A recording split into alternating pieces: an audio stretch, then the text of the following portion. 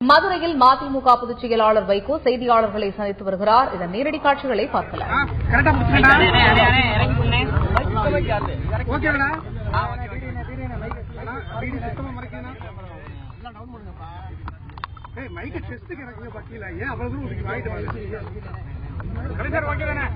ஒரு குற்றமும் செய்யாத ராஜீவ்காந்தி கொலையில் அணுவளவும் தொடர்பில்லாத நிரபராதிகள் 7 பேரும் 25 ஆண்டுகளாக உடல் அளவிலும் இருதய அளவிலும் சித்திரவதைகளை அனுபவித்து வருகிறார்கள். தூக்கு தண்டனையிலே இருந்து விடுவிப்பதற்கு பேரறிவாளன் சாந்தன் முருகனுக்கு செப்டம்பர் 9 தூக்கு என்ற நிலையில் நான் ஆகஸ்ட் 26 தனித்தனி கொட்டடியில் மரணக் கொட்டடியில் அவர்களை பார்த்தபோது நான் கண்ணீரிட்ட போது அவர்கள் தேர்தல் சொன்னார்கள். உலக புகழ்பெற்ற வழக்கறிஞர் ராம் ஜெத்மலானியை நான் அழைத்துக் கொண்டு வந்து என்னால் இயலாது வேறு வழக்குகள் இருக்கின்ற போது தமிழர்களுக்காக வாருங்கள் என்று கூறி அழைத்து வந்து அவர் ஆகஸ்ட் 30 சென்னை உயர்நீதிமன்றத்தில் தூக்கு தண்டனைக்கு இடைக்கால தடை பெற்றார்.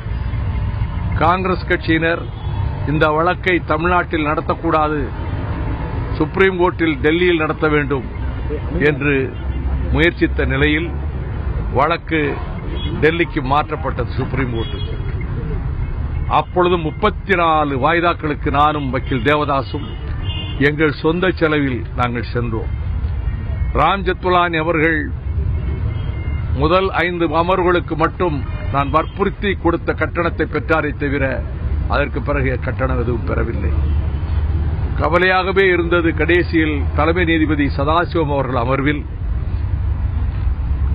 அந்த 3 பேருடைய தூக்கு தண்டனை ரத்து செய்யப்பட்டு, அது மட்டுமல்ல அவர்களை விடுவிப்பதாக இருந்தாலும் தமிழ்நாடு அரசு அது பற்றி முயற்சி எடுக்கலாம் என்று இந்த தீர்ப்பிலே கூறினார்.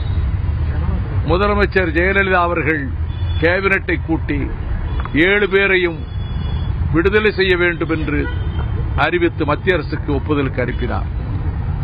முந்தைய காங்கிரஸ் அரசு, காங்கிரஸ் தலைமையிலான அரசு, திமுகவால் முட்டுக் கொடுக்கப்பட்ட அரசு அதை ஏற்றுக்கொள்ளவில்லை. உச்சநீதிமன்றத்தில் அதை எதிர்த்தார்கள். நரேந்திர மோடி அரசு வந்தது, இவர்களும் அதனையே பின்பற்றினார்கள். இப்பொழுது வந்திருக்கிற தீர்ப்பும் கூட 7 பேர் விடுதலைக்கு சாதகமாக இல்லை. நான் முழுமையாக தீர்ப்பை படித்தேன். ஆனால் அரசியல் சட்டத்தின் 161வது பிரிவின்படி தமிழக அரசுக்கு முழு அதிகாரம் இருக்கிறது. அரசின் முடிவைத்தான் ஆளுநர் வெளிப்படுத்துகிறார். ஆளுநருக்கு அந்த அதிகாரம் கொடுக்கப்பட்டது. தமிழக அரசினுடைய முடிவை ஏற்று ஆளுநர் இவர்களை விடுவிக்கலாம். இதுவரை எந்த ஒரு மாநில அரசும் இந்த முயற்சியில் ஈடுபடவில்லை. தமிழ்நாடு முதலமைச்சர் அவர்கள் அரசியல் சட்டத்தின் பிரிவு 161 பயன்படுத்தி இவர்களுக்கு விடுதலை வழங்கி அது மற்ற மாநில உரிமைகளுக்கும் மற்ற மாநிலங்களுக்கும் வழிகாட்டுவதாக அமையலாம். நான் தம்பி ரவிச்சந்திரனை நன்கு அறிவேன். உயர்நீதிமன்ற நீதிபதியாக இருந்த நீதியரசர் வெங்கடசாமி அவர்களின் உடன் பிறந்த சகோதரியின் மகள் வயிற்று பேரன். இது பலருக்கு தெரியாது. எனக்கு ஒரு வகையில் உறவினன். நான் தனியாக அவரை வந்து பார்க்க வராததற்கு காரணம், அவர் 7 வருஷங்களாக இங்கு இருக்கிறார். வேலூர் சிறையில் போகிறபோது அவர் இருப்பதாக நினைத்து எனக்கு 2 வருடத்துக்கு முன்னர் தான் தெரியும். எனவே வேலூரில் இவர்களை பார்க்காமல் மதுரையில் போய் உறவுக்காரனை பார்க்கிறார் என்று கூட இந்த நாட்டிலே பேசுகிற அளவுக்கு பலருடைய மனோபாவம் மாறி இருக்கிறது. ஆனால் அவனுக்கு உயிருக்கு ஆபத்து ஏற்பட்டுவிடக் கூடாது என்று கவலையோடு வந்தேன். மிக மெலிந்து போயிருக்கிறார். ஹீமோகுளோபின் குறைந்திருக்கிறது. நல்ல உணவும் ஊட்டச்சத்தும் அவருக்கு கொடுக்கப்பட வேண்டும். சிறையை பொறுத்தவரையில் அதிகாரிகளை நான் குறை சொல்ல விரும்பவில்லை. ஆனால் முதலமைச்சர் ஜெயலலிதா அவர்களை மதுரை மத்திய சிறை வாசலிலிருந்து கேட்டுக்கொள்கிறேன். இந்த 7 பேரையும் விடுதலை செய்வதற்கு அரசியல் சட்டத்தின் 161வது பிரிவை பயன்படுத்துங்கள். அதற்கிடையில் இவர்கள் 7 பேருக்கும் நீங்கள் பரோலில் விடுவதற்கு உங்களுக்கு அதிகாரம் இருக்கிறது. ஒரே நேரத்தில் 7 பேரையும் நீங்கள் பரோலில் விட வேண்டாம். இப்பொழுது மிக உடல்நலம் கெட்டிருக்கக்கூடிய ரவிச்சந்திரனை பரோலில் அனுப்புங்கள். பேரறிவாளனுக்கு உடல்நலம் இல்லாமல் சென்னை மருத்துவமனையிலே சிகிச்சை பெற்றார் அந்த தம்பியை பரோலில் அனுப்புங்கள். அது உங்கள் அதிகாரத்துக்கு கட்டுப்பட்டது. மத்திய அரசு தலையிட முடியாது, கோர்ட் தலையிட முடியாது. உங்கள் அதிகாரத்தை பயன்படுத்தி பரோலுக்கு அவர்கள் விண்ணப்பிக்கிறார்கள்.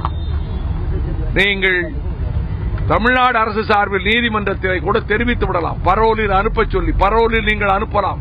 அவர்கள் வழக்கு தொடுத்த போது நளினிக்கு அனுப்பக்கூடாது என்று தமிழக அரசு வழக்கறிஞர் நளினியை பரோலில் விட்டால் பலருக்கு ஆபத்து ஏற்படும் என்று சொன்ன நிலை, நீங்கள் 7 பேரை விடுதலை செய்வதற்கான முடிவுக்கு பிறகு உங்கள் மனநிலை மாறியிருக்கும் என்று நான் நம்புகின்றேன்.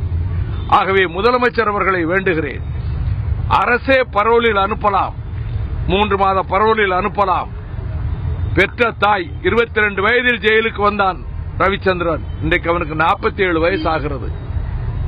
அவன் மனதளவிலே எந்த தவறும் செய்யாமல் ஈழ விடுதலை புலிகளை ஆதரித்த ஒன்றை தவிர எதுவுமே தெரியாது.